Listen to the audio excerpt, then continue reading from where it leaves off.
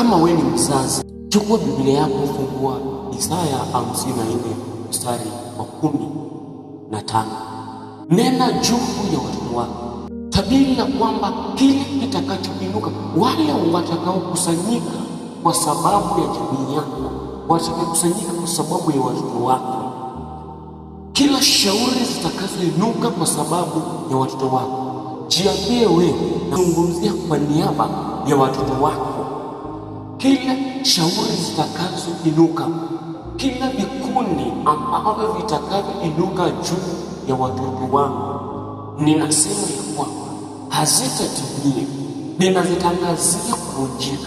Zitakazoinuka kwa sababu ya shule za watoto wangu, zitakazoinuka kwa sababu ya maendeleo ya watoto wangu, zitakazoinuka kwa sababu ya ndoa ya watoto wangu, zitakazoinuka kwa sababu ya uhai ya watoto wangu, ninatangaza ya kwamba kwa jina la Yesu Kristo hazitatimia. Ninazivunja kila mashera na kila anga ambazo adui amezinua katika familia yangu, katika watoto wangu. Kila kusanyiko ambazo zinakusanyika, ninazitangaza hazitaweza kutumia. Kwa jina la Yesu Kristo ninazikemesha hizo kusanyiko, ninazitapanya. Mathayo 10 mstari wa 34.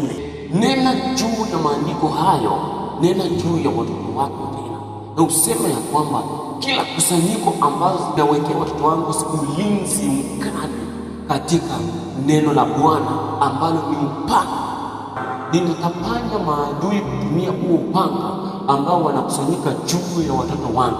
Ninatapanya maadui kutumia huo upanga wa Yesu Kristo ambao wamekusanyika kwa sababu ya shule ya watoto wangu.